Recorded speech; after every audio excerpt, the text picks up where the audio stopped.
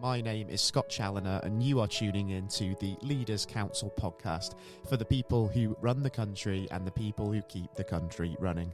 As regular listeners of this programme will know very well, part of our mission here at the Leaders Council is to bring you a variety of distinct perspectives on leadership. And to this end, we're joined on today's show by Richard Beeforth, Director of Sussex Print Management, a full lifecycle print brokerage business. Richard, very warm welcome to yourself, and by all means, thanks for joining us on the programme. Thank you, Scott, and good morning. Good morning to you, Richard. It's fantastic having you back. It's not the first time you joined us on this programme, of course. And the last time that you were with us, way back in April 2020, you were actually on the back of a record year for the business, but obviously the country was then in the very early stages of the first COVID lockdown, and obviously hindsight is a wonderful thing. Who knew what could have followed? You did tell us, obviously at that time, that trying to kind of predict the next 12 months at that point would be kind of a futile exercise, and it would just be about making the best of what was thrown at you. So I suppose my question to you now is, what sort of challenges did you face over the last couple of years, and how indeed have you managed to get over some of those hurdles? Well, those 2.25 or so years ago seem almost a lifetime. So many things happened very quickly. And I think it was a great example about how an agile company with agile leadership can adapt. We did cope. We did, in fact, prosper. We changed a set of our products. Our client base stopped printing things, or rather stopped ordering printed things. Promotional products went completely off a cliff, but we had other opportunities within our client base that said, we'd like you to help us with other challenges that we've got during the pandemic. And we ended up supplying, quite randomly, some 75,000 cardboard boxes to companies that required them. And that was the agility that, because of the model we have as a business, we were able to do. We kept going quite okay in that sense during the first lockdown. And then, in common with, I think, probably a lot of businesses, we took a bit of a stock check before the autumn. And then things started to get back to some semblance of normality again. But it was a very tricky time, no question at all, and I wouldn't want to go through it again.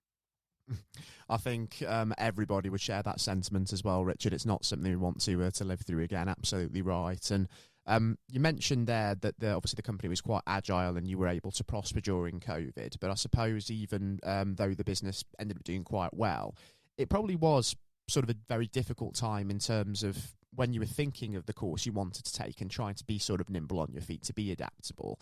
I imagine there was quite a lot of sort of anxiety in-house at times. And what was it like sort of managing that side of things and keeping the morale high during a crisis such as the pandemic? It was inevitably tricky. The team, whether they be direct or indirect, wanted to know more what was going on than I was able to give them. And that wasn't that I didn't want to share with them, but I just simply didn't know any more than anybody else. I think we all had a fairly clear impression that our national leaders were making things up as they went along. Some of that wasn't very well managed. Some of that was terribly communicated, but nobody had ever been in this position before. And I don't think there was too much personal criticism that they were literally making things up.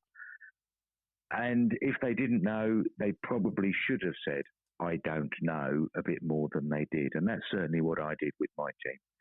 It is better, I think, to make a decision than just drift with inertia. But if you don't know, it's not always easy to make a decision.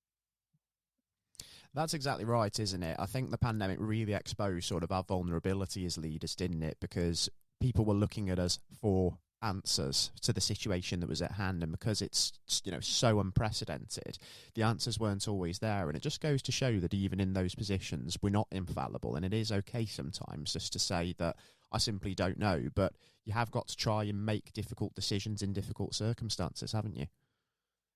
We have, and I think the key thing is for any leader is to be accountable. If you don't know, you don't know, and that's fine. But if you're honest with your team and tell them that, and you say, But as soon as I do know, I will let you know. I am accountable for what happens in the business and what happens with your employment and your future and your financial situation, how much I can afford to pay you, and so on. I think you become a much more credible leader if you do that. And I was able to do that because I didn't really have any embarrassment about saying I don't know when I didn't. Exactly right, and it can be difficult to do that and just acknowledge that you don't know, because businesses do tend to have longevity plans. It's like planning months ahead, planning years ahead in many cases, and because you didn't necessarily know what was going to be happening toward even the end of that week, the pandemic made that forward planning incredibly difficult, didn't it? So that was a huge hurdle that we all had to kind of overcome in that way. It was a huge hurdle. It was the week of the first lockdown. I was given an opportunity by a friend more than a client to say, I work for somebody that requires some cardboard boxes for a project to deliver next week some food parcels. Are you able to help?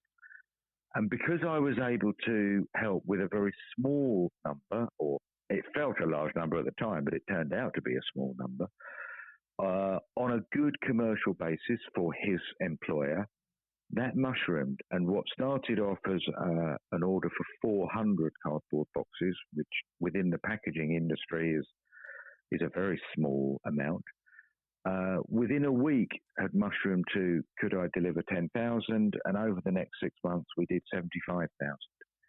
And I think the agility, but also the fact that I was able to negotiate directly with this new client, the client got confidence in that there wasn't a whole raft of steps that had to be gone through. Decisions could be made quickly. I would be accountable. If I agreed £1 for 100 boxes or for one box, that was my neck on the line, and I was able to do that. And I think leaders need to be accountable. They certainly do, and they need to certainly make those very, very quick decisions. And we found as well that those that have been brave enough to go and do that, even sort of in times where they've had to be agile and they've had to do something out of necessity, it's opened up new business pathways, hasn't it, that maybe they've kind of kept open even since social restrictions have ended. Has that been the case for yourselves, Richard? Have any opportunities that have come up during COVID been something that you have followed through on and are now sort of a permanent part of the way that Sussex Print Management does business? Unfortunately not. The opportunity for the boxes and the other packaging that we did was directly linked to the pandemic. Since then, we've come back to fairly normal levels of business.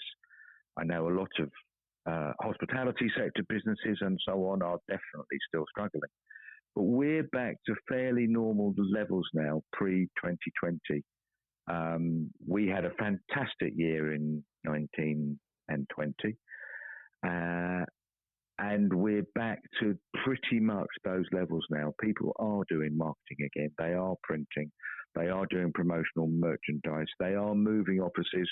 Obviously, some of those are downsizing because there's an awful lot of people working from home now. But that has given opportunities for myself and my team to support lots of people around Sussex in order to progress their own commercial opportunities. Unfortunately, the pandemic itself, although it does seem a long time ago and it was a blip, hasn't delivered any long-term opportunities for Sussex Print Management, but you never know, that might change.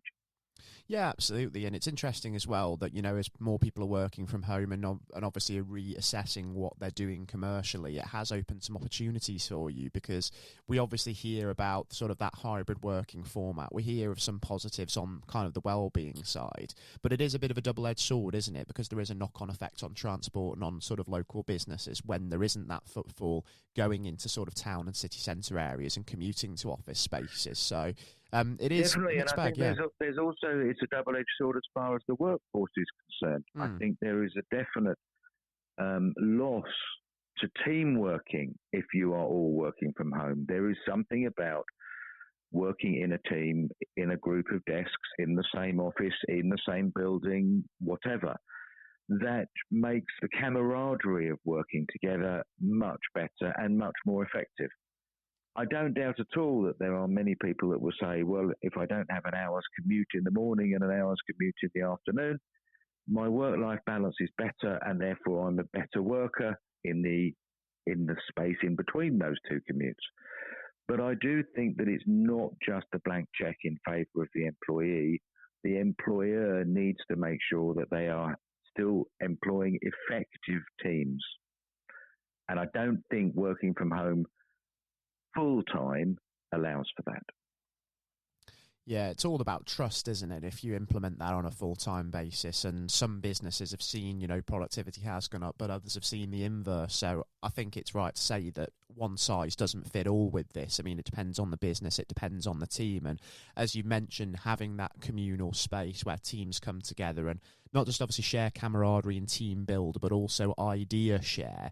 That's also incredibly important, because those, I think, water cooler moments, as they refer to them on the other side of the pond in the US, they help drive innovations, don't they? Vital innovations.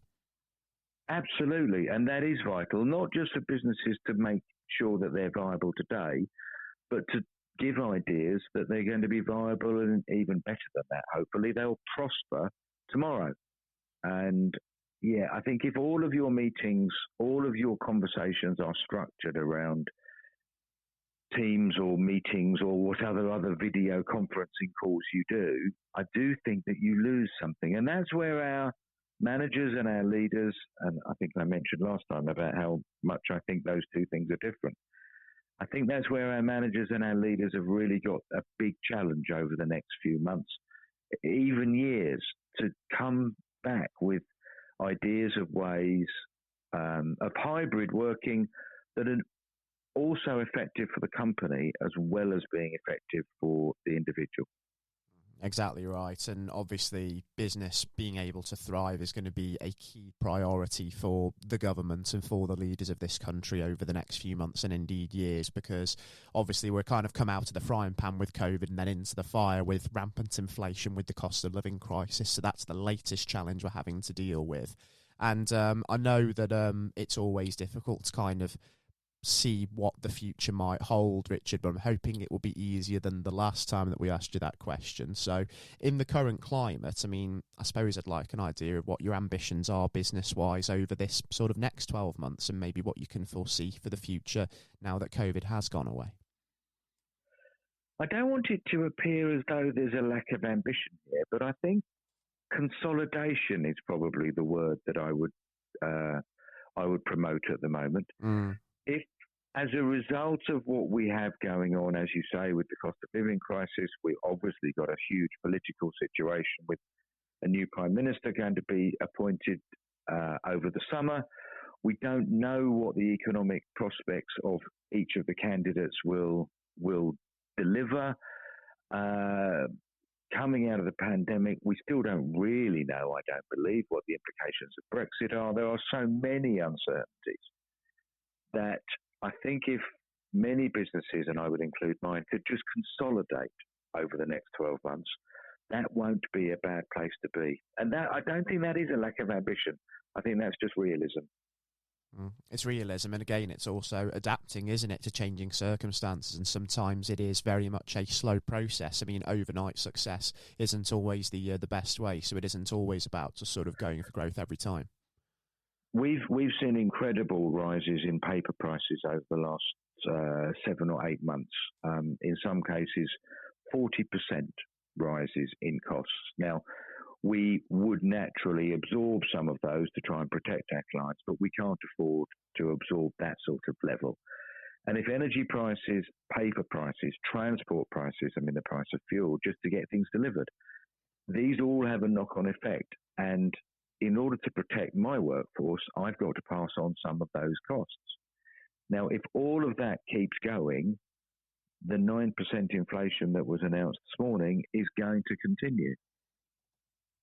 And there is no other way of protecting us from that in the short term. I will leave it up to the politicians and the economists to work out what to do about that long term. But I think we are in for a tricky situation over the next 12 to 24 months. And that's where we leaders have got to step up and do something constructive and tangible to make sure that we are in the right place for our workforce. Exactly right. It is challenging times, isn't it? But it is a challenge that certainly we can overcome if we come together in that sense. Richard, it's been fantastic again welcoming you onto the programme to sort of share what's going on within your business with us. Always fantastic to have people back on and just sort of looking back at what's gone on. Again, I mean, I'd even leave the door open for you to come back onto the show again in future when hopefully we sort of see these rising prices subsiding and, we can enter something more of a prosperous period. Scott, thank you very much for your time this morning. It's been very nice to chat again. Likewise, Richard, and to all of the listeners tuning in as well, I do hope that you've thoroughly enjoyed our interview today with Richard Beeforth, Director of Sussex Print Management. And just to remind you, if you are the owner of a business yourself or the head of an organisation, and you feel that you have your own story of success or of challenge to share with us here at the Leaders Council, then by all means we too want to hear from you. So why not apply to be on the show yourself via leaderscouncil.co.uk/apply. For now, you've been listening to today's episode of the Leaders Council podcast with your host, Scott Challoner. Please do take care and goodbye.